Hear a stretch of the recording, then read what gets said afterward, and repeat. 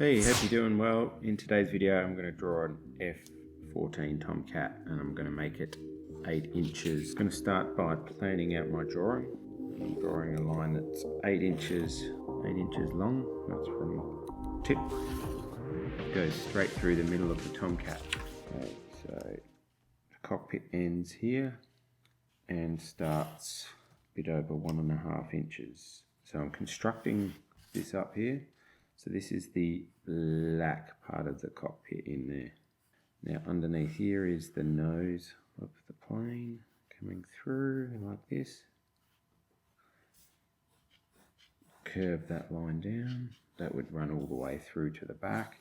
This comes down to about here. It sort of sits down there. This line here is underneath the cockpit, comes up. Hey guys, I'm just going to speed up the construction lines. You can slow it down or pause it at the end to see how I've planned out this roadmap. Make sure when you're doing your construction lines you're drawing nice and lightly. I'm using a 0.3 Copic multi-liner to outline my drawing, and this is where you refine all your details, and the construction lines help where you are going to draw those details. Now you may notice that I changed a few slight things, but mostly I keep to where my construction lines are because I've got the proportions and the sizes of things correct. Now if you've seen the original Top Gun movie, what a classic movie, and with Tom Cruise, the F-14 Tomcat is a cool plane in that movie. Now when you're drawing these complex pictures, the one thing that's going to help you the most is your attitude to wanting to get it looking right. It's practice and looking at what you're drawing, comparing different angles, different sizes of things to each other makes a huge difference. You've got to have the attitude that you can do it, but it's just going to take some practice and some patience. It's like anything. The more you do something, the better you're going to get, whether that's sport, music, or art. If you want to get better and you've got the right attitude, you will get better. You will improve.